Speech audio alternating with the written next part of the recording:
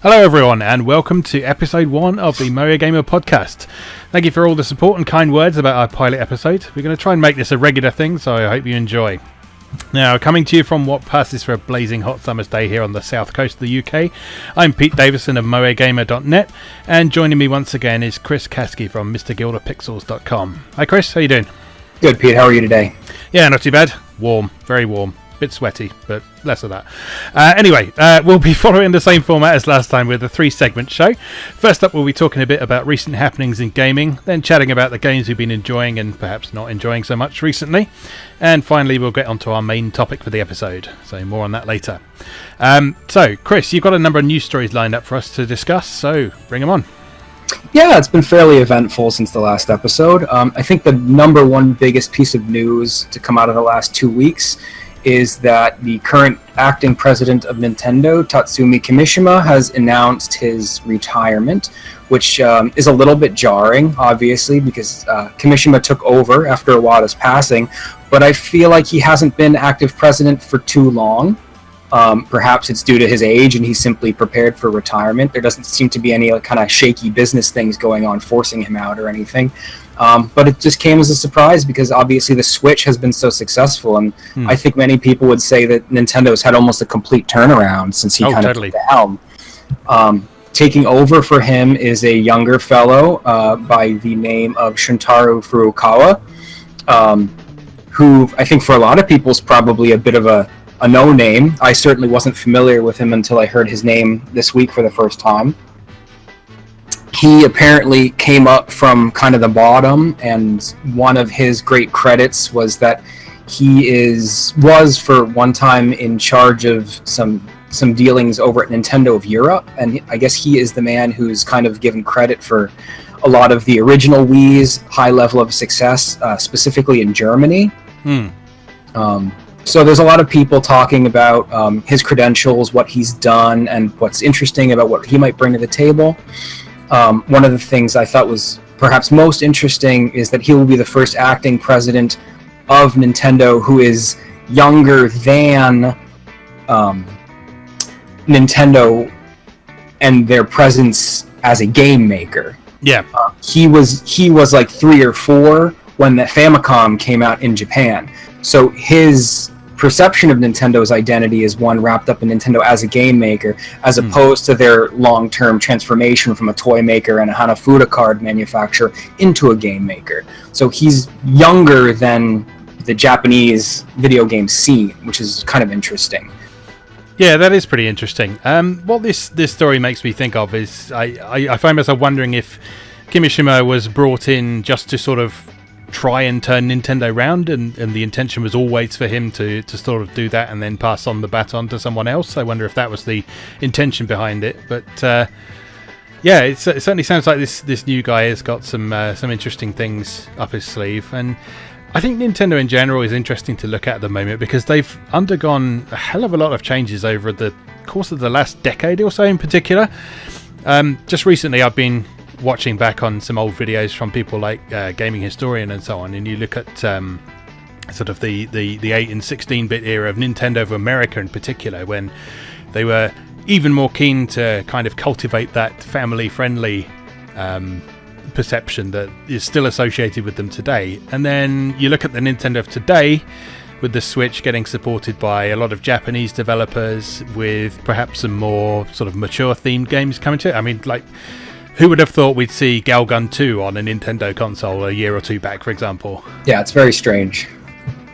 Yeah, so it's going to be interesting to see what if anything new he brings to the table, and how he's going to direct Nintendo going forward, because they've definitely got a good thing going on with the Switch right now. Yeah, he has said that he wants to focus quite a bit on developing Nintendo's mobile business, which, I mean, yeah, oh no, mobile, but, I mean, Nintendo's specific approach to mobile has been inoffensive so far, yeah. And they showed pretty much in lockstep with his announcement that he would be taking over the presidency, all that new news about Nintendo's continued partnership with DNA or Dina, or however you're supposed to pronounce that mobile game company, and that new action RPG that they announced, Dragalia Lost, which, once again, it's a mobile game, so it probably won't be for me because I hate touchscreen controls, but it looks, it's a cute, colorful overhead action RPG. Like, it looks like it will actually be a game that happens to be on mobile and not a mobile game. Is that the one they're doing with Cygames? Yes. Yes. So I mean, Cygames are huge at the minute. I mean, Grand Blue Fantasy has been such a huge phenomenon for them. It's kind of a scoop for Nintendo to be able to work with them, I guess, because they've got a huge customer base who are willing to do things. Fire Emblem Heroes has been a pretty big success for them as well. So, I mean, I've had mixed feelings about the whole Nintendo on mobile thing for the last few years, partly because a lot of people are arguing in favour of sort of Nintendo ditching hardware completely and going fully mobile, and that would have been awful. But I think what they're doing at the moment with these games that sort of support their core experiences is really interesting, and yeah, as you say, inoffensive. So I have no complaints with what they're doing at the moment. Yeah, I mean, if anyone's going to be able to produce a mobile game that I finally might want to play, it's going to be Nintendo. So yeah, what else do I have on the docket here? Snk Heroines, which I know you've been keen on getting. Yes. Has announced 2 new characters, Zarina and Sylvie, which are actually both new characters from the most recent King of Fighters 14. Mm-hmm. So I thought that was really cool that they're tying in 2 of the new characters in to go with all the classic characters. They both have really interesting designs. Zarina is a capoeira character, so to see her in movement's really neat. She has cool moves. Sylvie Pala is the Bizarro character they introduced for King of Fighters 14, who's like kind of playing off like J-pop plus magical girl stereotypes combined. I found my main already. Yeah, she's weird. She's based on a J-pop star that's popular. I just can't remember her name. It's something Pamu. Oh, Kyary Pamu. Yeah, that's it. So, and she's known for like her crazy outfits and style. So Sylvie Pala is based on her, and she has a weird eyeball sticking out of her hair and stuff. She's just great. And Snk Heroines' whole thing is the customizability and the alternate costumes. They've already showed like a Goofy Maid costume for her and stuff. So it's just cool to see some of their new characters introduced to this game, which was ostensibly mostly about classic characters. Because King of Fighters 14 was great, so I like that they're making efforts to continue to make sure the new characters they introduce as part of their new games become part of the classic SNK kind of franchise. Yeah, definitely. And I mean, a game like Snk Heroines is ideally placed to be a sort of cross-promotional game, really, isn't it? With sort of the opportunity to combine cast members from the past and today. And so, yeah, as you say, it's great to see these new characters in. And I think I don't know SNK's fighting games really well enough to comment too much on them, but it seems like it's going to be a good way to start getting to know some of these characters, and then you can maybe explore them a bit further in some of the other games and so on. So I'm looking forward to the game generally, because it sounds like it's being specifically designed to get people into fighting games. And as we've discussed before, I've enjoyed a bunch of fighting games in the past, but I've never really got super into them, because a lot of them these days are very, very complicated, and there's lots of systems to learn and things like timings and exactly. I mean, it's something that I think would be interesting to learn, and games like Guilty Gear and stuff have these really good tutorial systems now that teach you things. But I find in a lot of cases it requires a lot of practice of sort of all sorts of quite advanced techniques before you can even become vaguely competitive. But Snk Heroine sounds like it's being designed to be a bit more sort of instant gratification. I'm sure there'll be some depth to it as well, but it sounds like the idea behind it is to get people into it as soon as possible. And my whole thing is that I like fighting games. Well, not just fighting games, but any video game really that kind of follows the easy to pick up, hard to master like dichotomy. So that looks like where SNK Heroines is headed, as opposed to something like Street Fighter, which these days I find almost impossible to even pick up. Yeah, you can't really do anything cool in modern Street Fighter unless you pick a guy and like master that guy. Yeah, and my approach to fighting games is like I like to pick random. I like to just have fun, because my engagement with fighting games is more from an artistic perspective. I kind of play them as like, I like character design. Fighting games give me a game where I can see design and animation for 30 different characters. It's like fighting games for me I'm more about exploring them from like an artistic perspective than I am from a competitive perspective. So when fighting games take on this hardcore identity, it's an immediate turn off to me. So Heroines looks like it's kind of a fighting game for guys like you and me. Yes, definitely. Yeah, I was going to say that sounds exactly like how I approach fighting games as well. Right back to the days of sort of Street Fighter 2 and someone, there was never really one character I was good at. I would just sort of pick between them based on what my mood was at the time and what I felt like doing. And I mean, I wasn't very good with any of them, but I feel like I had more fun than I would have done if I'd just picked, say, Ryu all the time. Sure, exactly. All right, what else do I have? Siberia Delta. Siberia Delta is coming westward on both the PS4 and Switch, courtesy of Dispatch Games. If folks are unfamiliar with Dispatch Games, they're kind of an up-and-comer in the kind of niche publishing scene, and they have a strong focus on Japanese arcade style stuff. So they were responsible for the publication of Soldom, that puzzle game that you really liked. And they're also handling the upcoming new version of Penguin Wars, so also very arcadey. Siberia, for those of you who are unfamiliar, it's a shoot-'em-up, a vertical shoot-'em-up franchise with 3 entries. Siberia Delta is an enhanced version of the third one. Siberia 2, The Will to Fabricate, was probably my favorite shooter on the Dreamcast. Not just because you got to be a cool mecha, but the entire system in the Siberia games is cool. By rotating your control stick, you change your ship into doing a barrel roll maneuver, which alters its firing pattern. And as long as you keep that movement present, you keep being able to maintain that pattern. And then by grazing bullets, getting close to them, there'll be a visual cue, and your ship actually levels up and becomes more powerful by you playing chicken with bullets instead of picking up power-ups. So it's really an interesting system in that series. So very much looking forward to the new one. Yes, I am too. I mean, I picked up the PS2 version a while back, which has the original version of Siberia Revision, which I think is what Delta's based on, isn't it? Am I getting that right? Yeah, I believe so. Yeah, Revision is sort of quite similar to the first one in terms of presentation and structure, but it does things like it sort of accelerates the leveling curve for the ship, and it sort of has a much faster pace all round. And yeah, it's a really enjoyable shoot 'em up on the PS2. So having it sort of on the go on the Switch and in HD and all that sort of thing will be great. So it's a really, I think, under-recognised shoot-'em-up that it will be good to see getting a wider audience. And yeah, alongside that, I just want to give some love to Dispatch Games as well, because they're bringing out some really interesting stuff, and I think they're really going to be one to watch in the next few years. Yeah, I can't remember the exact details, but I was reading, kind of digging into their past a little bit, like who they are. And they are a publishing division of a company in Japan that goes by the name City Connection. Yes. And they own the entire back catalog for, I can't remember who it is. It might be Chemco, or...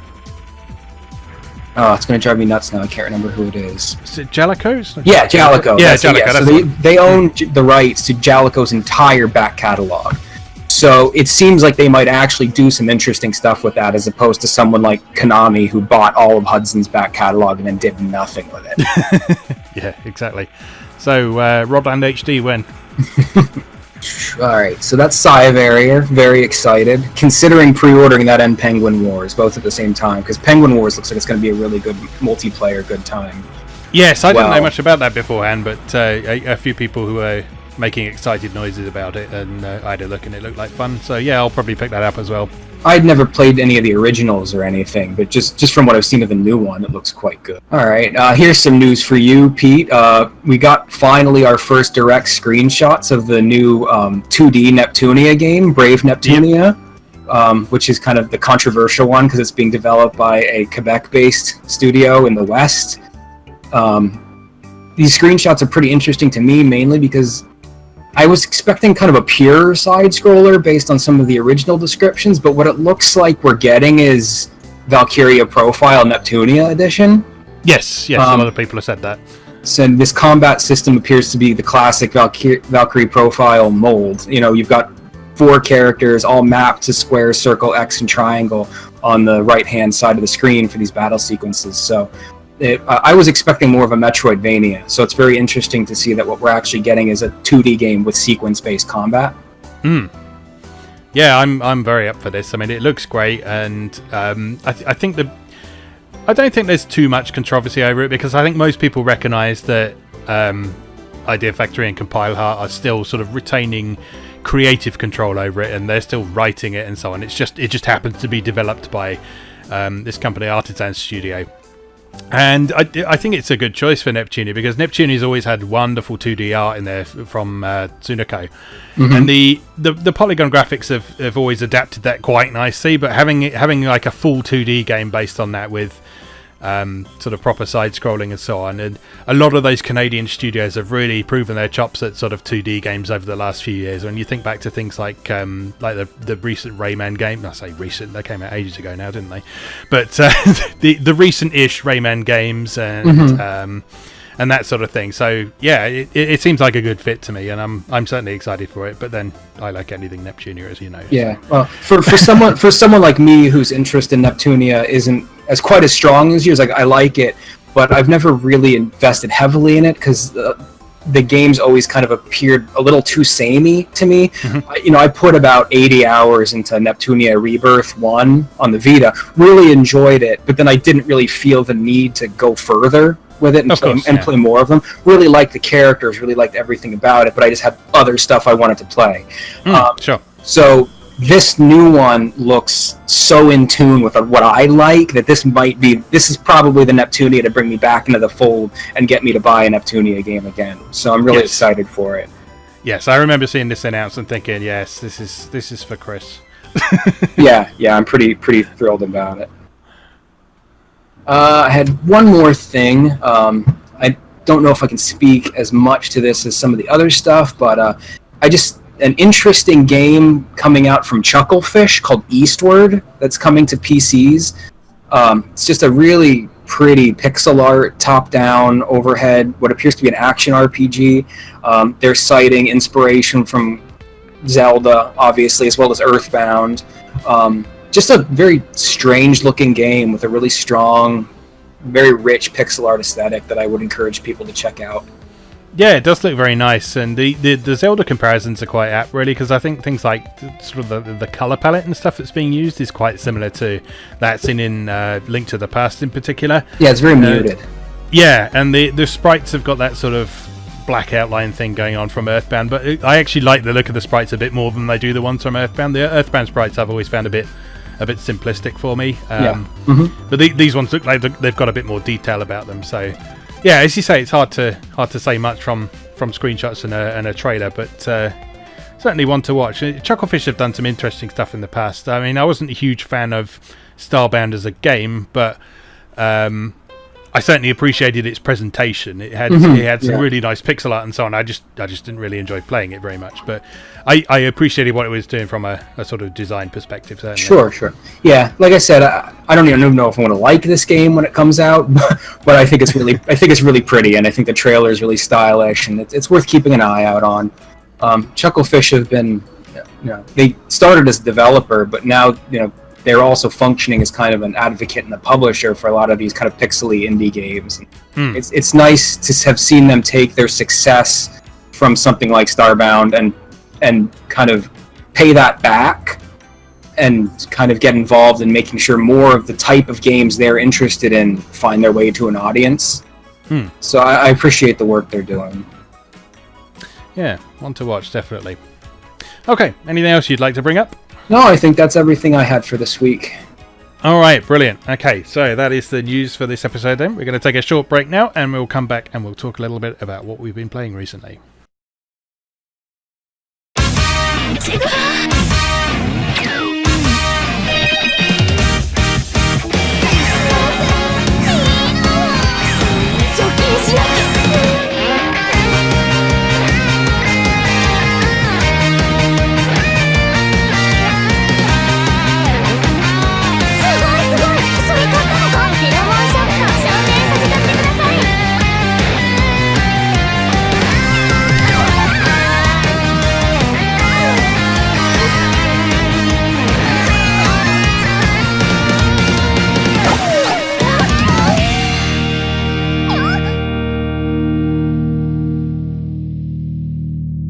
Welcome back. So in this second segment, as with last time, we're going to talk a little bit about the things we've been playing recently, things we've been enjoying, and maybe some of the things we haven't been enjoying quite so much too. So, do you want to kick us off, Chris? Sure. Haven't had much time to play games over the past 2 weeks. I'll start positive. I managed to grab a copy of the Wipeout Omega Collection on PS4 for really cheap, and it is really, really good. Wipeout's kind of one of those series that sits in a weird place for me because I'm absolutely terrible at Wipeout. I don't understand Wipeout. My brain doesn't move fast enough to comprehend Wipeout, but just it's so cool.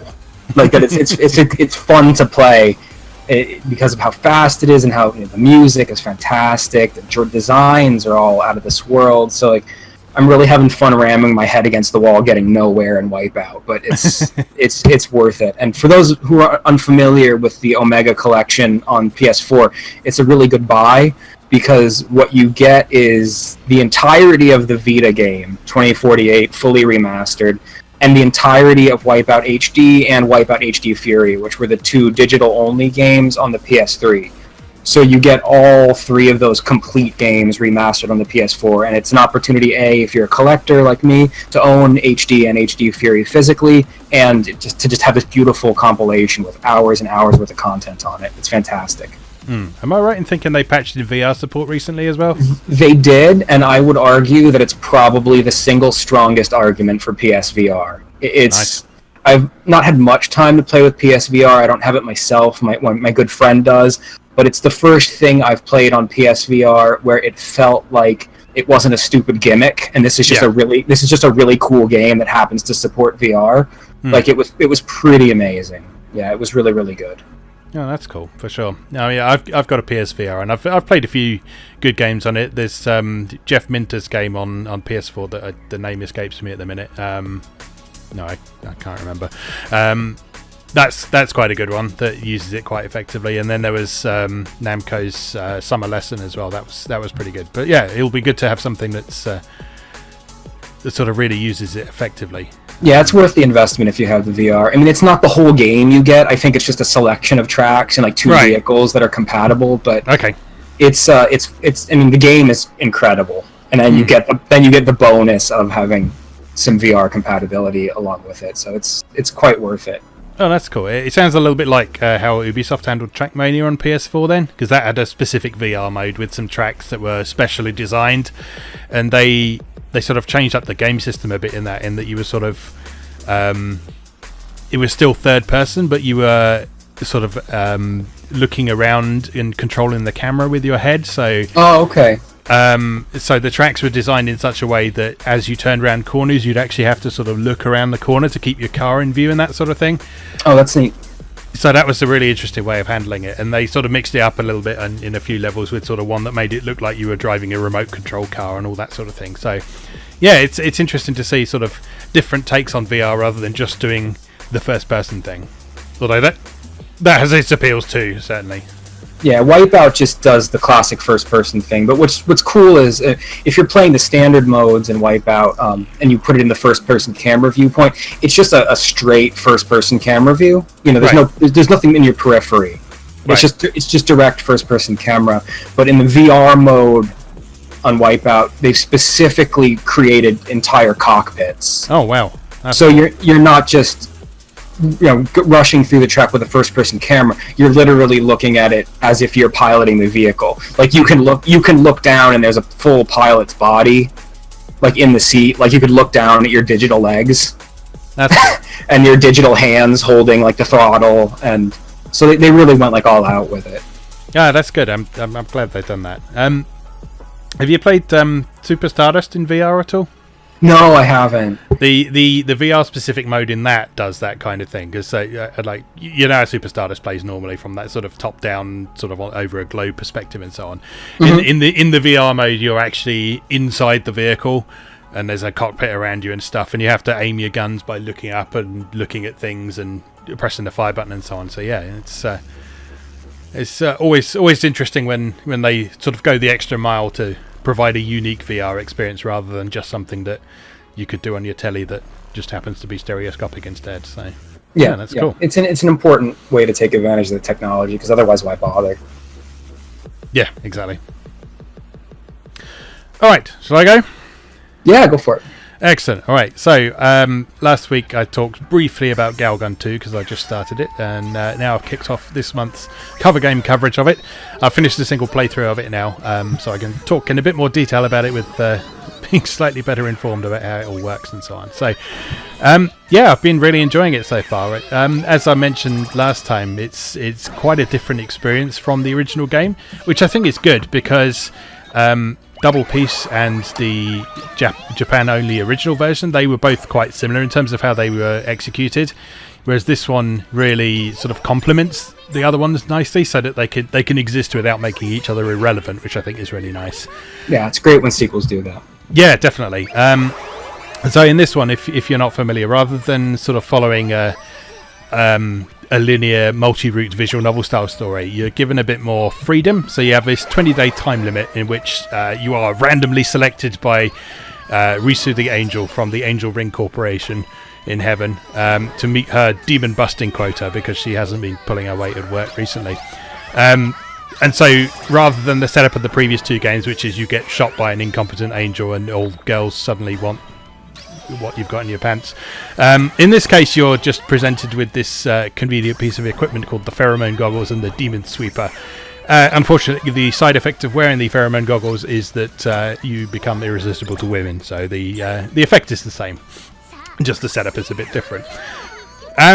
Yeah, so over the course of these 20 days you get this series of missions to play through.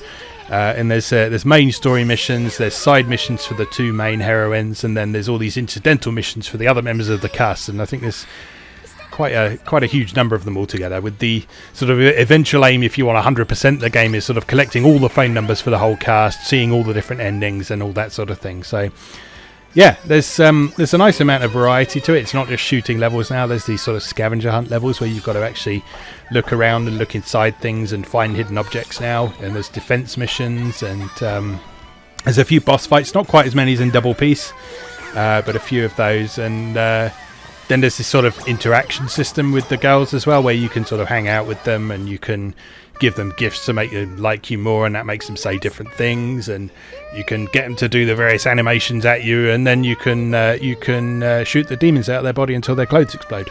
So okay. Yeah, it's a lot of fun. It's a very silly game. It's not trying to say anything particularly deep or meaningful, but it is what it is. It plays well. It's got that sort of indie creates polish all over it, and yeah, I'm having a blast with it. Yeah, I'd love the opportunity to play it.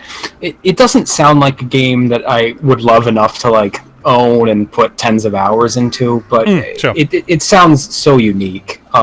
It definitely sounds like it's made more improvements toward being the kind of game I want to play as opposed to the first one. The first one seemed very much like it was just light gun plus visual novel. Yeah, that's exactly what it was. Yeah, and only 50% of that formula is something I'm interested in. So the first one, the new one, sounds like it's a bit more gamey, even if that gaminess takes a turn towards kind of sim, like dating sim stuff. I'm more okay. I'm okay with that. I'm okay with that time management, character relationship management stuff, as long as it has the gaminess. Yeah, I mean, the emphasis is very much on the game side of things, because the relationship stuff is even simpler than it was in Double Peace, for example. So you don't have sort of your personality stats to worry about anymore. Literally, the only thing you have to do to make a girl like you is fill her up with sugar. So, if only it was so simple in real life, eh? But yeah, so it sort of keeps the focus on the game side of things, and it's almost sort of sandboxy in a weird sort of way. I mean, not in the sense that you can walk around freely and do stuff exactly as you want, but it's kind of a sort of playground where that 20 days is plenty of time to do everything you need to do. So there's also plenty of time to just play around and hang out with the girls and do things and pick your favourite and so on. So it's a game designed to be played with and experimented with, rather than just something that you just try and finish as quickly as possible. Now, it's good to hear that it's not too much of a burden to have that time limit, because that's something that for me is a bit of a kryptonite in games. Like, yeah. But when I hear games have like a time limit like that, I usually pretty much shy away from them. It's one of the biggest reasons that I wasn't fond of the Knights of Azure games. They didn't click with me because I always felt anxious, and it's pretty much the only game that I really like that has that kind of mechanic is the original Valkyrie Profile. But like it turned me off of like the last many Atelier games from Gus because I just don't. Even if there's more than enough time, like even if it's not an issue and it's just kind of there to be there, like I find that having it hang over my head creates so much anxiety, and I question every gameplay decision I make that I end up not enjoying myself. So glad to hear that it's not a kind of a pressure cooker kind of situation with the time. No, not at all. And I mean, it explicitly tells you when you've done the thing you need to do to get a particular ending. So if you want to, when you've done the relevant thing, you can just skip straight to the last day and see that ending. So that's cool. So there's no obligation to sort of play through the full 20 days every time if you say complete one of the side stories early or something like that. So and it's worth noting you can't get everything in a single playthrough either. It's sort of the order you do things is important. So there's about, I think, 5 or 6 different endings altogether. And the order in which you do various steps in the main and side stories depends which of the endings you'll see at the conclusion of a playthrough. So there's plenty of replay value there as well. That's neat. I like stuff like that as long as an individual playthrough doesn't take too long. No, not at all. Alright, well, is that it for Galgun? That is for now, yes. Yeah, so that's your game of the month, right? On your site, is, absolutely. Game. Yeah, so if you check it out, you'll find out a bit more about how it plays, the mechanics of it, the sort of setting of it. The next article we'll be writing about it on the sort of time we're recording is we'll be looking at what I just mentioned, the sort of sandbox approach to it and how it creates a sort of surprisingly believable world with relatively limited resources, and that's something that the series has always been quite good at. So are you going to be focusing on more of the adorable characters for further Waifu Wednesdays throughout the month of May? I'm sure that can be arranged. The first one was perfect, so yes. Alright, well, okay, so I started positive. So now I'll go negative. So I hate it. I hate having to do this because I really wanted to like this game. So I got a chance yesterday to play the new God of War, right? Because it's the best game of 2018. 100s across the board, 10 out of 10. Woo-hoo. Obviously, doing things that games have never done before. Setting off. No, okay. So I really wanted to like God of War. So I don't like to be negative on it, but I absolutely hated it. Right. Because here's what the new God of War did. It took everything that was unique and special about the old God of War games, and it took them away, and then it just made Last of Us with an axe. Right. And I don't want to play Last of Us with an axe. It's really, really hard to get into. Mainly because the combat is atrocious. What was so amazing about the original God of War games, and you can get on me all you want about how like the narratives were juvenile, blah blah blah, toxic masculinity, blah blah blah. But what the original God of War games did really well was they told an interesting linear story and fused them with combat that was snappy and fun and almost arcadey. Right. So what the new God of War did was it kind of takes a little bit of Resident Evil 4, which is great, but then it also kind of takes a little bit of Dark Souls, which doesn't belong in my God of War. No. And then, so it takes the methodical approach of like almost like a Dark Souls kind of thing, where you have to be very careful about your back steps and your hits matter a lot, and you're relatively fragile, which was also disappointing. Like I couldn't believe how fragile Kratos is in this new game. With the really close up against your back third person camera that like Resident Evil 4 created way back in the day. Yeah. But it puts you in these combat situations that are a lot alike the combat situations of the original God of War. So they put you in these arenas, they fill it with like 6 or 10 little garbage enemies and then like a big troll. And it's like, survive this arena. But because the camera is so focused in on your back, and you're super fragile, there's like 3 dudes behind you hurling fireballs and plucking at your back with arrows. So by the time you turn your giant tank body around and see what the heck is going on, you're already down to like 1/8 of your health bar. Yeah. Like, it's really unintuitive. And it's like, do you want to play a melee action game where your attacks are on the triggers? No. Because I don't. Like, it's okay in Dark Souls, because Dark Souls' entire approach to combat is designed around enemy management and methodology. And when you attack in a Dark Souls or a Bloodborne or what have you, like, every time you pull that trigger is extremely deliberate. Yeah. Like, you've created or found an opening, and now you pull that trigger to strike. But in God of War, you're doing, like, combos, like weak, strong, and that's on right R1, R1, and L2. So you're like trying to jam combat combos out using the triggers, and I'm like, this is not a racing game. Like, why is my primary method of control on R1 and R2? Like, there's some really messed up design decisions, and it really just feels like every other AAA game now. How can we strip out fun mechanics and make it all about telling a linear story? Right. The emphasis is classic Western. Lumbering Western game, right? The combat is not snappy and responsive, and everything's been funneled into telling a story, characters that never shut up, and just how do I walk from point A to point B in beautiful settings. So if that's all you care about, this game is gorgeous. But like, the combat is such a disappointment coming from a series that I originally respected so much for snappy, fun combat, that like, I'm just speechless over how much I didn't enjoy it. Yeah, I mean, what you've described there, you've described all of the things that I thought I had unfairly assumed about the game when I first saw it.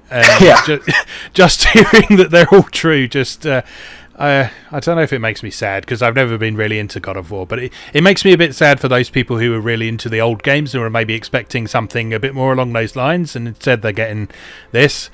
But yeah, a lot of those things you describe are things that really bug me with a lot of particularly Western games today. The sort of really heavy controls is one thing that really puts me off a game. It's what put me off Horizon Zero Dawn.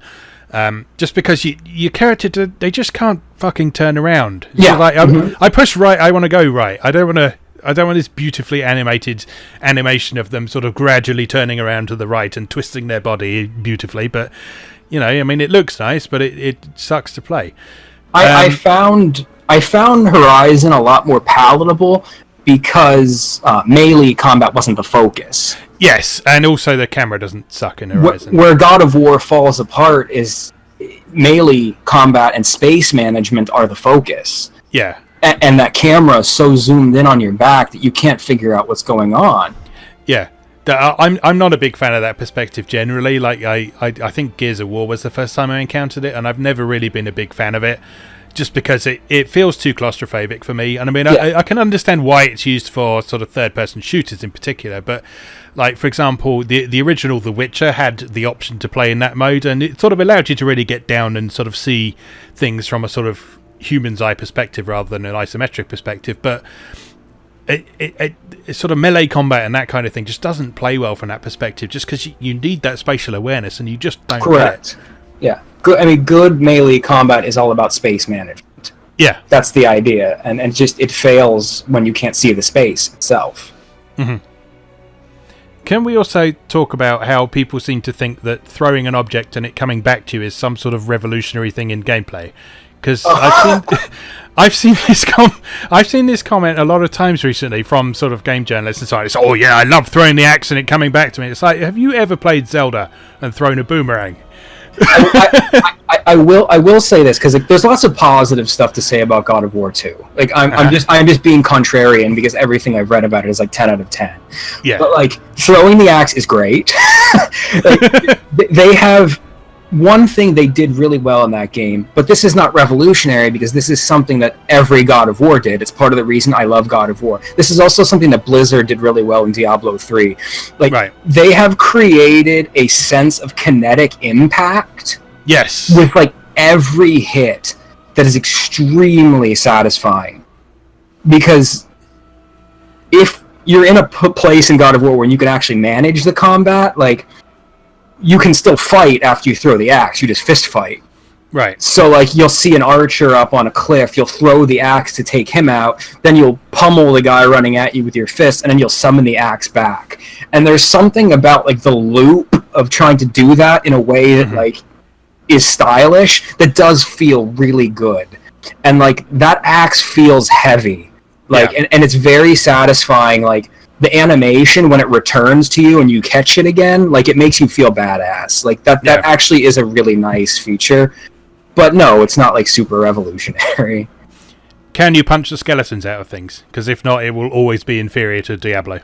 I don't know if you can punch the skeletons out of things. I've punched things that have looked like skeletons. Yes. No, I mean, the Barbarian in Diablo 3 could literally punch the skeletons out of things. So that was my favourite thing.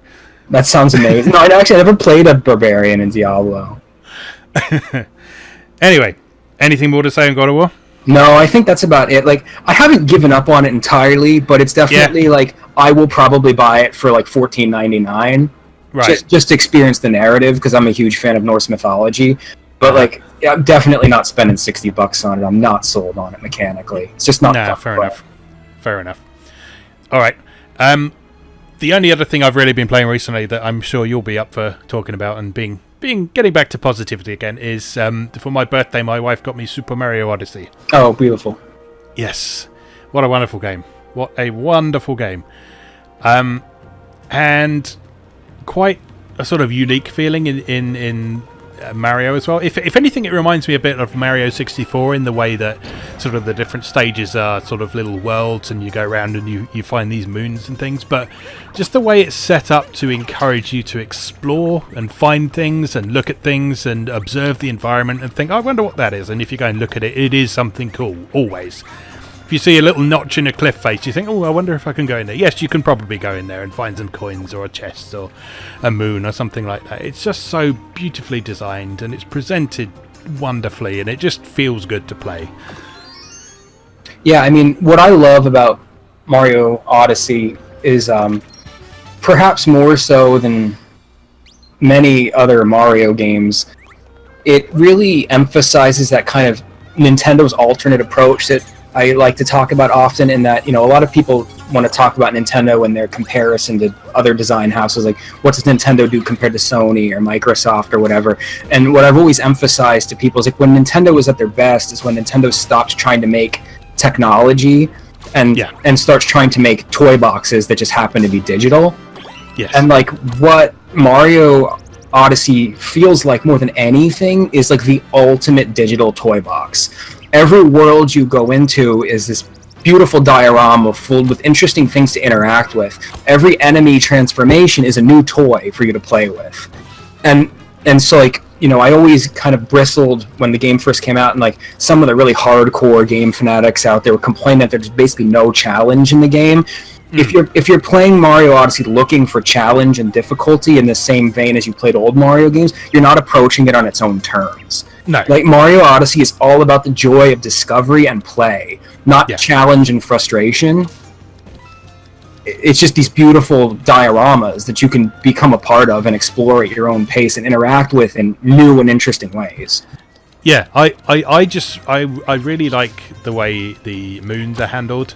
Just because if you think back to something like Mario 64, like getting a star was always a big deal. It was always like an important objective. You'd always defeated a boss or something, or got to a difficult to reach location or so on. Whereas the moons in Mario Odyssey, it's not that they're unimportant. It's that they reward some of these sort of more incidental things you might be doing as well. Yeah, like they reward your curiosity. Yeah, exactly. So like, you see a cliff that looks like you ought to be able to climb it or so on, but you can't quite reach it, and then you realise that sort of using one of the enemy abilities will help you to get up there. There'll be a moon waiting for you at the top as a reward for you exploring that curiosity and playing with those different mechanics and experimenting. And it's, yeah, like I say, it's just an absolute joy to play, and it's, as you say, it's not difficult, but it doesn't need to be difficult because there's just so much to do. If they made it difficult as well as putting all this stuff in there, it would kind of be fighting against itself. So it wants you to find all this stuff. It wants you to experiment and explore and go to all these places and play with all the enemy abilities and so on. And if it's just trying to be a ruthlessly difficult game, then people are just going to bounce off it. And so, yeah, I think it's a really, really lovely designed game. Yeah, I mean, there are times where I've been playing Mario Odyssey and I've almost been unsettled by like the locations of certain moons, because it's just like sometimes it feels like get out of my head, Nintendo. like you know what I mean? Like, it's almost like they were psychic. Yeah. Like, no, how did they know that thing would be interesting to me? Yeah, and there's a bunch of things like I'm someone who is always very thorough in this sort of game. Like when I get into a new area, I will pan the camera around all over the place and look around and look behind the start point and stuff. And like Nintendo love hiding stuff behind the start point of areas, and just sort of my gaming behaviour getting rewarded by that with someone who's obviously thought of how different people play games and how they approach this sort of thing. Yeah, Mario Odyssey does this really well. Another game that actually does this really well, surprisingly, is Splatoon, of all things. Oh, yeah? Splatoon's single-player mode actually has a surprising amount in common with Mario Odyssey in terms of how it encourages you to go a little bit off the beaten path and explore things. So Splatoon's levels are much more linear than Mario Odyssey. They're very much sort of platforming and puzzle challenges, but there's sort of two hidden objects in each level, and they hide them in the same way that they hide the moons in Mario Odyssey. So they sort of like put them underneath platforms and behind things, and sort of encouraging you to go and look at things that look interesting that you might not sort of think anything of if you're just trying to get through the level as quickly as possible. So yeah, I think that's a really important part of modern Nintendo game design, and yeah, I love it. Yeah, I mean, they reward play and they reward curiosity in the same way that a good toy does, and that's a magic that no one has ever been able to capture that's really, to me, the essence of Nintendo and their design philosophy. Absolutely. And Mario Odyssey just has encapsulated that so perfectly, like exactly when we needed it, exactly when we needed to be reaffirmed that Nintendo knew what it was doing. Yeah, we got Mario Odyssey. Definitely. All right. Anything else you want to bring up? Yeah, I mean, just a little thing. I recently acquired a pristine copy of Granstream Saga for the PS1 for really cheap. Yes. And love it. I actually never played it before. So for those of you who are unfamiliar, Granstream Saga is actually the first ever fully polygonal JRPG. It's the first JRPG ever made that didn't have 2D elements or pixel art graphics in any way, fully 3D characters and environments. And it's actually by a development team by the name of Shade, but Shade is itself composed of all people from the former development team known as Quintet, which is famous for what's called the Heaven and Earth cycle on the Super Nintendo, which was Soul Blazer, Illusion of Gaia, and Terranigma. Like three of the most highly regarded action RPGs on the Super Nintendo. And a lot of people don't realize that in many ways, Granstream Saga is basically the fourth game and concluding the Heaven and Earth saga. So really cool to finally have a chance to explore that game. Never gotten to play it before. It's really cool because in combat, you don't just, like Zelda style, you don't just have a sword attack and you hit enemies when you encounter them on the field. When you encounter enemies in the field, it kind of goes into a different camera angle, spawns an arena around you, and then you have like a highly technical duel with that enemy where you can dodge, block, do combos, one-on-one in these one-on-one fights. I've never really played a game that did anything like that, and it's kind of cool that this old game kind of took this unique approach to combat. Yeah, I actually did play this back in the day. In sort of the late 90s and so on. Some friends and I at school, we all discovered RPGs at around the same time with Final Fantasy VII. One of my friends, he then just proceeded to just repeatedly play Final Fantasy VII over and over again, but I thought, I want more of these. So I decided to pick up most of the JRPGs that came over here to Europe, which was by no means all of them, I might add, because Europe we got fairly screwed, particularly by Square Enix and so on, but that's another story. But yeah, Granstream Saga is one of the ones that did come out over here, and I picked it up because it looked interesting and sounded interesting, and yeah, I had a great time with it back in the day. It was a really interesting game even back then. with, as you say, it was the first sort of fully 3D RPG with these fully realized worlds and so on. Okay, none of the characters have got faces, but they are interesting characters in their own right. They're visually distinctive.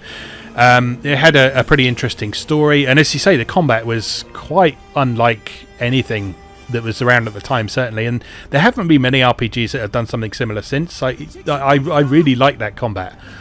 It's yeah, as you say, it's like having a technical duel with them, and it's got a really satisfying feel of blocking attacks and sort of striking. And I don't want to be the guy who says it's like Dark Souls, but there's a certain element of DNA in common there, I think, with the timing and so on. When I think of Dark Souls combat, one of the first things I thought of when I first played Dark Souls was, this is a little bit like Granstream Saga. Yeah, that's great. That's great. Yeah, but it's true. I mean, everyone, one of the most common ways people refer to combat in the Souls games is they call it the dance, quote unquote, because it's not just about the fighting; it's about learning to riposte, learning to dodge, learning to seek openings, and that's basically what the combat in Granstream is all about. I'm not terribly far in it, but I've just got my first axe. So from what I understand, that's going to mix the combat up considerably, right? Because it's slower attack, double attack power. So now learning how to take advantage of that new timing is going to be really interesting.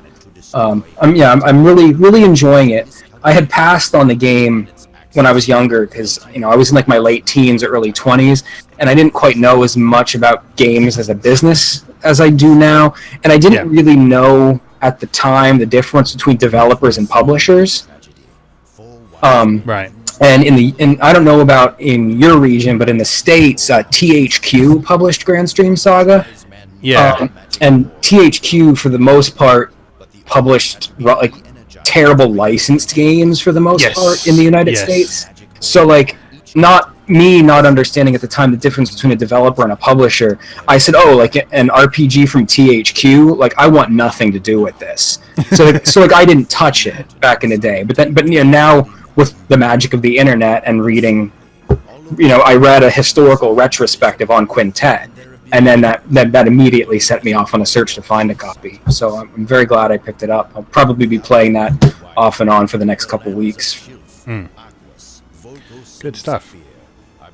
All right, anything else? No, that's it for me. All right, brilliant. Okay, we're going to take another short break then, and then we'll be back in with our main topic for the episode. So we'll see you shortly.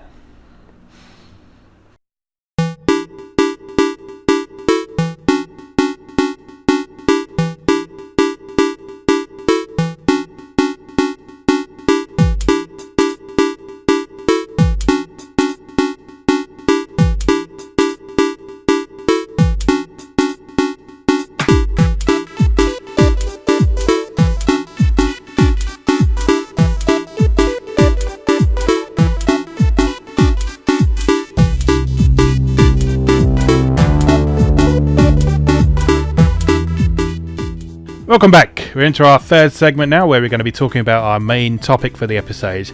And today we're going to talk about music. It's a pretty broad topic that we'll probably come back to quite frequently, so we thought we'd kind of pare the discussion down a little bit to a specific aspect of music, which is what I like to call the goosebump effect, which is sort of having some sort of emotional connection with a piece of music, in this case games. Where you sort of hear a piece of music and it immediately makes the hairs on the back of your neck stand up, or goosebumps on your arms or whatever, because you've got such an emotional resonance with the experience you had when you first heard that piece of music. And I think that the first thing I want to bring up is actually from the most recent game we've covered on MoeGamer, which was Blue Reflection, which had a really lovely soundtrack anyway. I talked a little bit about this last week. It's got quite a strange combination of a very sort of almost sort of new agey blinky plonky piano and synthesizers and very gentle sounding music, and then combined with these really powerful electronic bassy almost dubstep drum and bass things at times as well in the battle sequences and so on. I was very surprised with the tracks that you sent me to listen to. I mean, because I'm not a huge fan of Gust's games in recent history, but I'm always a fan of the output of Gust's sound team. Like, even if I don't want to play a new Gust game, I'll at least go on YouTube and listen to tracks of the music.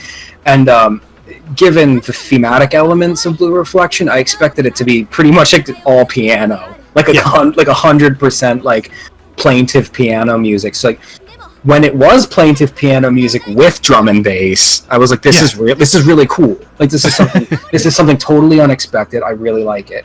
Yeah, definitely. I mean, it does some really interesting things with it throughout. So, I did a full article on the music, so go and read that if you want to find out more about it. But basically, it does things like it sort of associates particular instruments with particular characters. So, sort of the protagonist is the piano sound, and then the two girls who hang out with her for the whole game, one of them is sort of a violin sound, and the other one is a cello sound. So, all the battle themes, they incorporate those elements, those instruments, sort of intertwining with each other, and they each get their own time to shine. And if you sort of play it correctly, then it sort of lines up nicely and everything looks nice as well as sounding nice. But as you say, so there's this sort of blinky plonky piano element, and there's a really nice main theme that you hear on the title screen.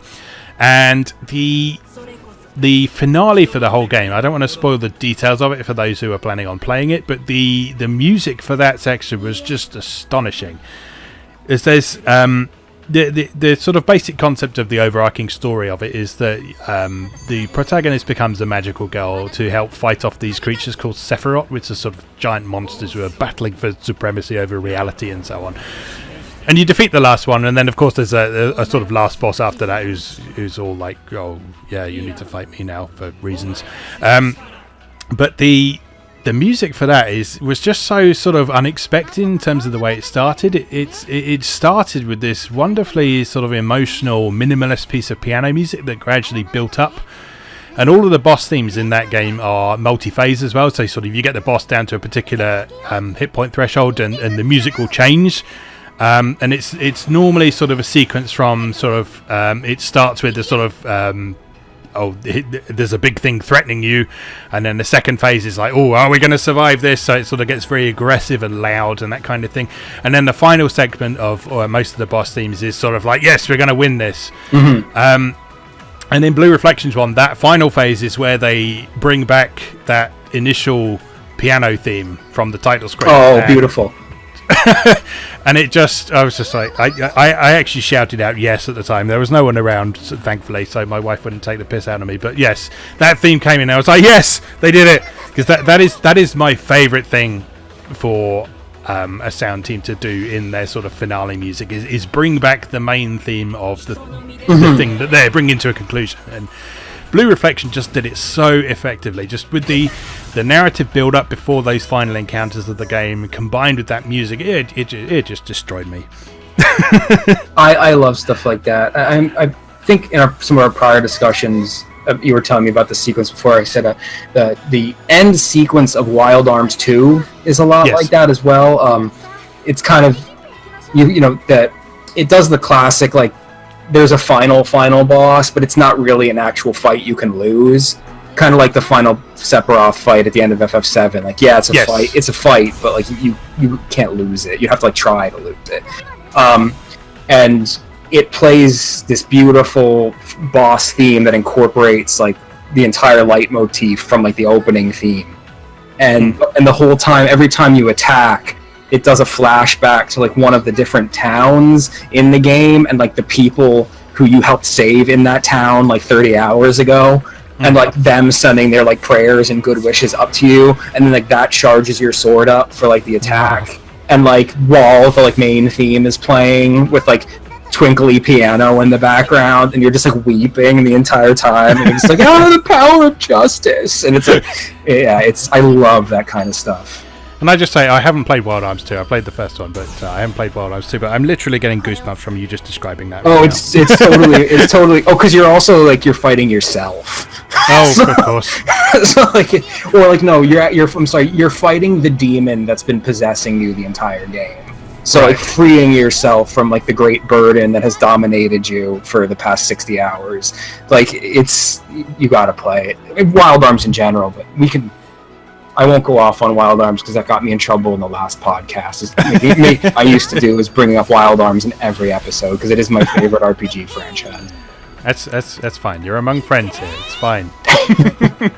So, be warned. I will look for opportunities to bring up Wild Arms' excellent narrative devices pretty much whenever I can. Fine by me.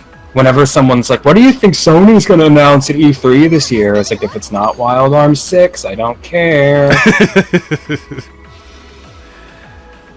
It's never Wild Arms 6. It's never Wild Arms 6, no. It's a Wild Arms mobile game. Oh, wait, let's not get started on that.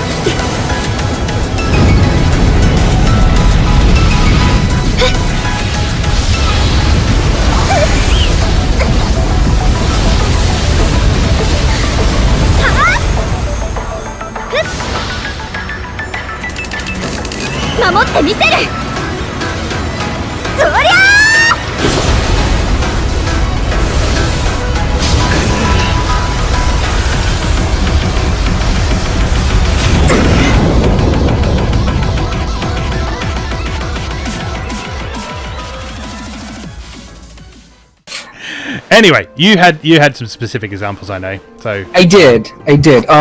So, I mean, I think we're both. I mean, I don't perform music or understand how to make music in the same way you do, but I'm very much a music guy. And a lot of my emotional resonance with games is pretty much directly tied to music. I listen to game music pretty much 9 hours a day at work. For me, Okami is probably the best soundtrack ever written in like the medium of video game. Just Okami's entire thematic presentation artistically is obviously beautiful all around, but there's just something very specific about the way the music ties into the visual presentation in the game. The best, for those of you who are unfamiliar with Okami, the whole game is presented in a sumi-e Japanese painting style, and the entire game's thematically based around Shinto. So the more you understand the Japanese Shinto faith, kind of the better your ability to understand the thematic elements of Okami are. And one of the key tenets of Shinto is understanding and revering nature and kind of the spiritual power of nature. Everything kind of has a spirit and a life that's kind of supposed to be respected. So what you do as the goddess Amaterasu in Okami is you go into these giant Zelda-style fields, and your ultimate goal is to kind of restore the beauty of nature by getting rid of like the demonic corruption. So every big area of the map you reach has 2 different tracks, sometimes 4. So there's the corrupt, demon-possessed tracks, and then there's the like freed, nature-restored tracks. So it's unbelievable like how emotive it can be when you are used to hearing like the sad, like everything's dying here, like demon-possessed field track. And then once you free an area, there's this beautiful cinematic that plays with cherry blossoms raining down as the wolf runs across the field with like the green pastures like appearing behind her in her wake, and it just comes in with the traditional Japanese instruments playing so loud and like so triumphantly. Like I'm getting goosebumps just thinking about it. It's like the way the game has specifically tied the music and the back and forth of different styles of music to the nature themes of the game is just always very strong with me. When I think about games that have made that tie well between their themes and the way music also circulates with the themes and the mechanics, like Okami is always at the top of the list for me. Yeah. It's actually been a good few years since I played Okami, and when I first played it, I wasn't overly familiar with Shinto and so on. I had a sort of passive understanding of it from what I could make out from the game, but having covered things like the visual novel Ni no Kami that I did last year, I think it will be quite interesting to revisit that and see how my perspective on it is different, because I mean I loved Okami, but I think coming to it from an informed perspective will just make it all the more resonant.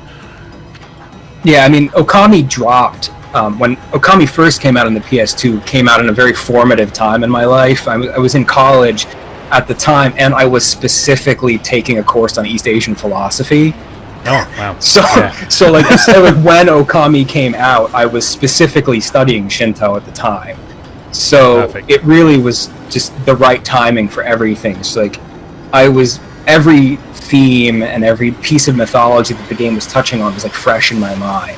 So all of that just worked at the same time to like tie that game like into a tight bundle and like wedge it like firmly in my heart. Like I love Okami so much, and the musical profile of the game is a very important part of that.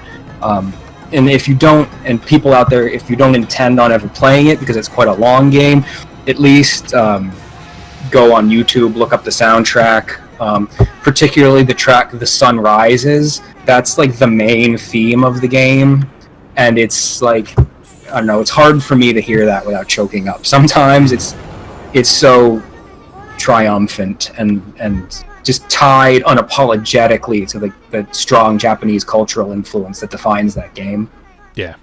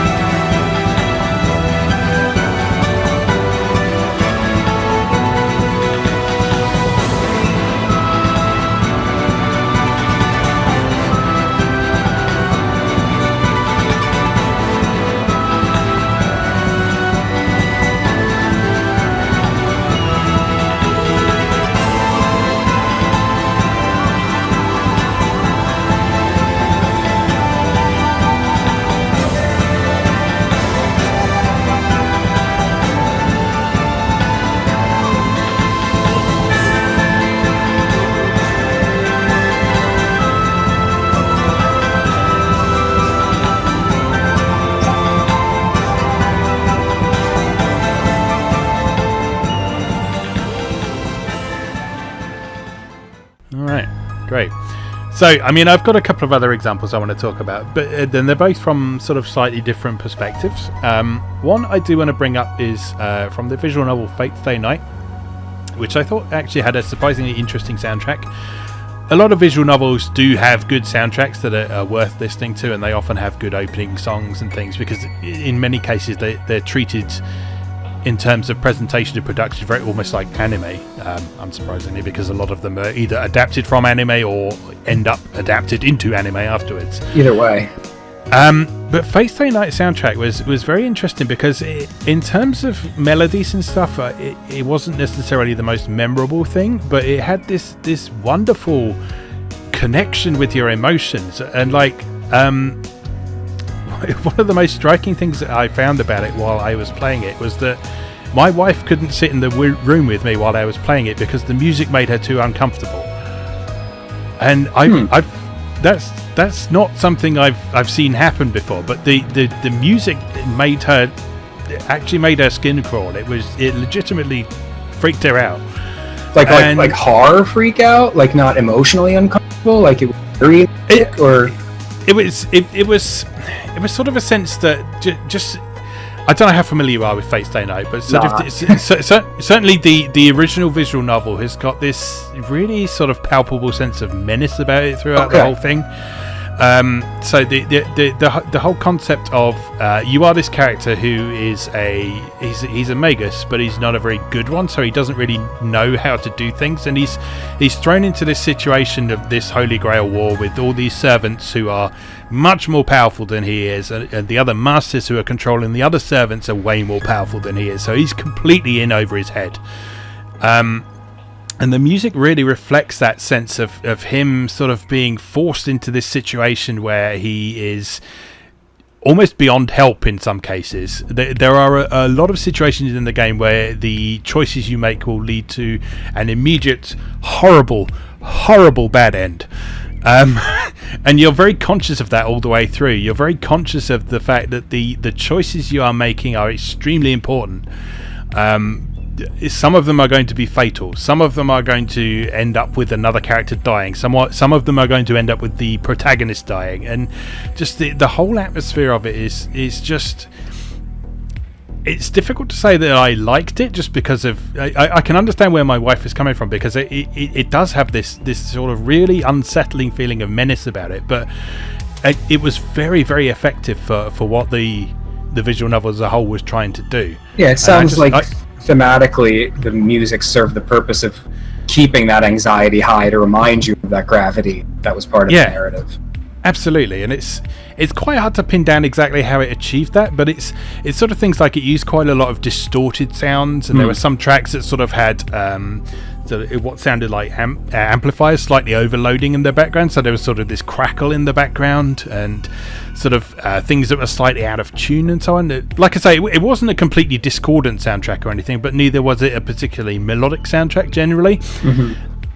But it just really emphasised that atmosphere and really complemented what was going on in the story really well. So that was one thing I particularly wanted to bring up. It does sound to me, and correct me if I'm wrong, but kind of like the opposite of what I was talking about with Okami. Like, it doesn't sound to me like a soundtrack that you would particularly want to listen to outside of the context of the game. No, absolutely. It sounds like it worked perfectly, enhancing what the game wanted it to do, but you wouldn't want to pop it on your iPod and listen to it while you were driving to work. Like, it sounds like perfect background music, but not like listening to music.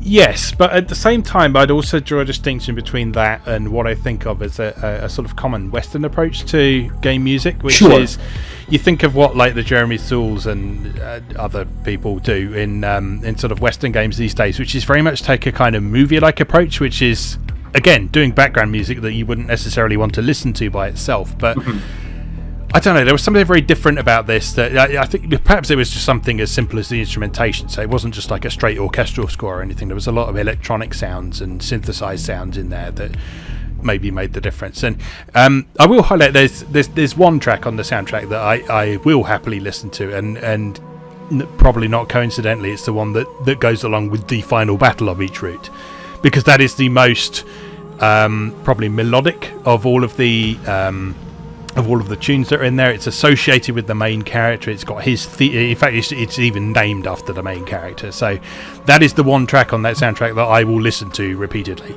The rest of it maybe not, but yeah, it's an interesting one regardless, certainly.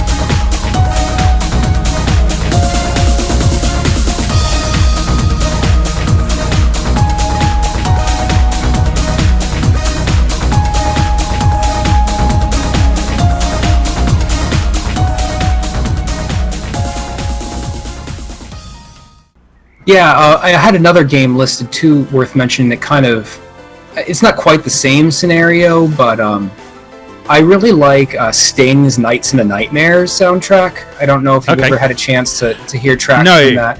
But, no, this isn't one I'm familiar with at all, so yeah, interested to hear more about it, certainly. So Nights into Nightmare is one of the games out of Sting's Department Heaven series of RPGs. The defining feature of the Department Heaven games is that they all take kind of classic genres and mash them up with other genres in unique ways, and so that the mechanics are very fresh. Nights into Nightmare specifically takes a grid-based strategy RPG and meshes it up amazingly enough with vertical shooters. So you position your troops on the field, and then they kind of stand stationary, like almost like in a tower defense kind of way, and and the enemies are also stationary, and they emit the bullets, and then you use the touch screen to maneuver a ferry around the bullets. and then when you move the fairy onto one of your units, she inhabits that unit and causes them to attack. Okay. So the soundtrack to Nights in the Nightmare toes a really interesting line between using many of the instrumentations and like kind of motifs and like fanfares you would expect from a medieval strategy game, but then also always tries to infuse it with like the hecticness that you would expect from a vertical shooter soundtrack.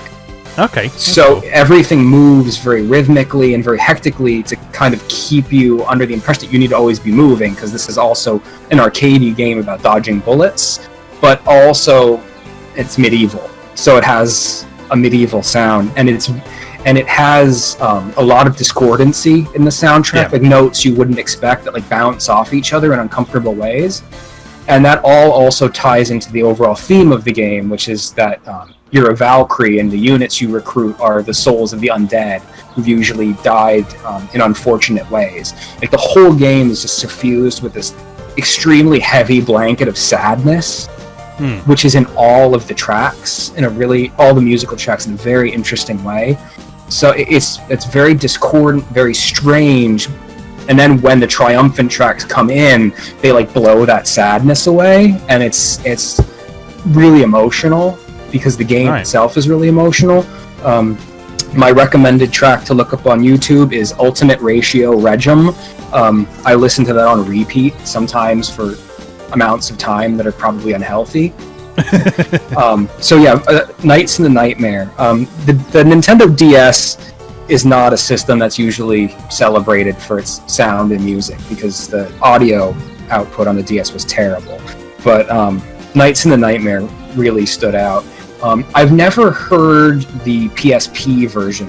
I don't know if it's different, remixed, or better in any way, but I'm sure the tracks are still relatively the same. But yeah, that's a very strange game with a very bizarre musical profile that gives me the goosebump effect quite often. Oh, that's cool. That's definitely one I've been meaning to check out for quite some time, because like Dungeon Travelers 2 and Hyper Devotion Noir were the two games that really sort of switched me on to Sting and what they were into, with sort of interesting mechanics and that sort of thing. So yeah, definitely want to yeah, they're a unique development house, and it's sad in a lot of ways because nowadays they pretty much just do contract work. They don't really make their own games anymore, but it's cool to hear you describe, when we talked a long time ago about your experiences with Dungeon Travelers 2, like when you would tell me about the mechanics in the game, I would always get really excited because I would be able to identify some of Sting's kind of rebellious instincts kind of sneaking their way into that contract work, even possibly despite the publisher's best wishes. Like they've got a really interesting way of playing with mechanics in unexpected ways. Oh yeah, definitely. And that doesn't just mean mechanics either. Like their approach to art and visual presentation, especially in their own unique game, the Department Heaven series, unlike anything you've ever seen before. Their artists' color choice is very strange. Their approachment to user interface is very strange. When they were at their peak, they were such an experimental design house, and their music is part and parcel of that. Yeah, definitely. I mean, Dungeon Travelers 2 had a good soundtrack. It's not one that I particularly associate with what we're talking about here, but it definitely had a good soundtrack. It had some really good battle themes, for example. So yeah, if you've not played it, then definitely play it. It's one of the best dungeon crawlers out there.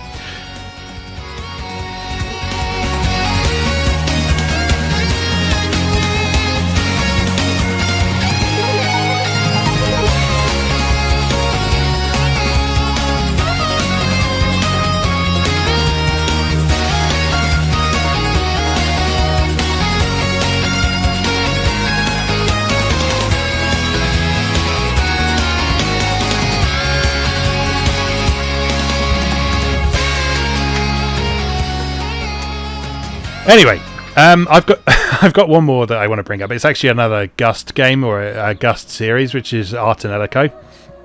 Oh yeah. Which I think its soundtrack is most interesting from the perspective of it's designed almost as part of the narrative, as part of the world building, because a significant proportion of each of the Artanelico soundtracks are these songs sung in this language called hymnos, which is a fully functional language that they developed specifically for the series. I mean, it is a proper language you can go out and learn. There are resources online to learn how to speak hymnos. But the songs in the Artanelico series always accompany sort of really significant plot moments, and in narrative terms, they are all of the songs are spells. They're magic spells that these specific characters cast. And so when one of these tracks comes in, you know something serious is happening. But within that, there's a whole lot of variety between them. So there's some that are sort of what you might expect when you hear the word hymnos or song magic or something like that, which is sort of big sort of choral works that are dramatic and overblown and that sort of thing. But at the other end of the spectrum, there's also some of these song magics that are very sort of electronic and technological and very distorted and that kind of thing. So there's such a huge amount of variety in those, and because each of these tracks is so tightly associated with a specific moment in the story, they're only used once throughout the story at these significant moments when that particular magic is cast. Yeah, they very much have the effect we're talking about here, where I can immediately associate them with the moment that was happening in the story at the time. And yeah, they're just massively powerful pieces of music. Yeah, I listen to the soundtrack from Artanelico 2 quite often, and the music in Artanelico is one of probably the soundtracks I would most suggest people listen to, even if they have zero interest in the game.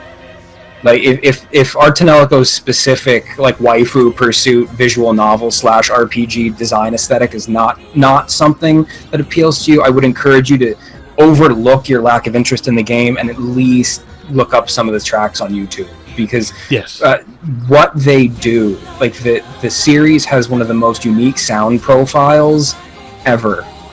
Because even, as you mentioned, some of the tracks take on a very strange electronic, tinny, some of the voices singing hymnos are just kind of like electric robot voices.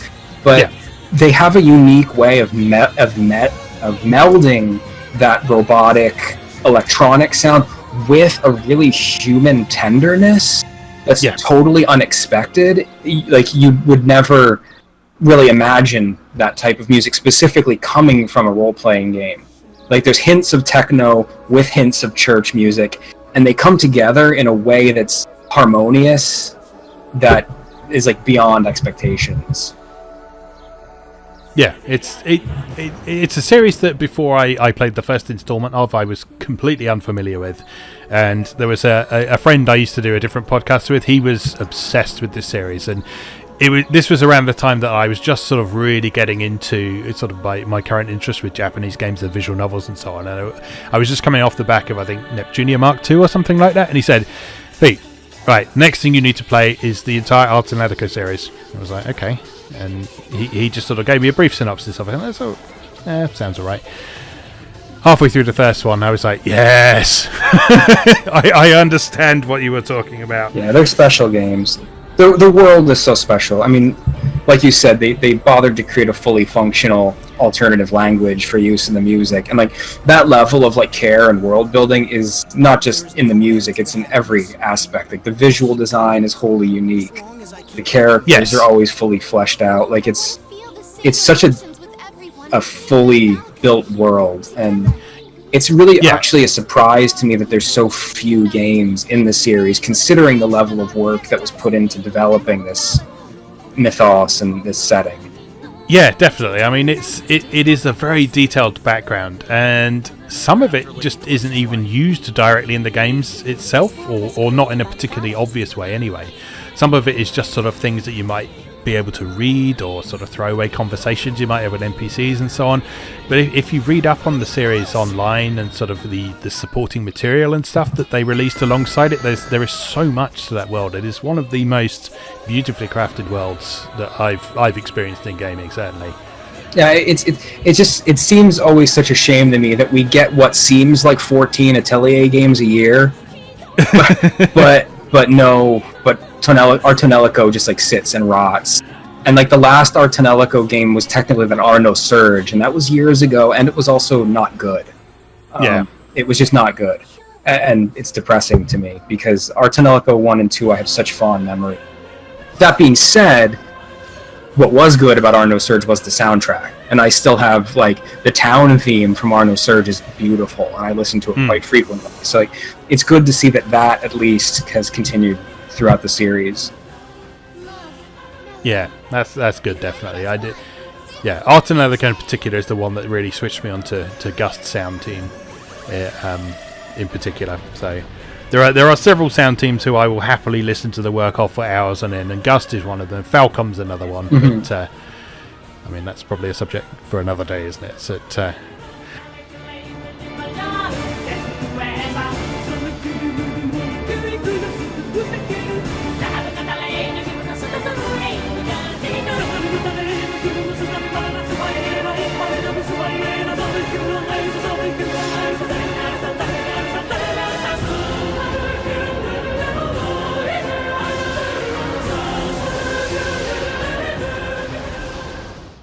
all right.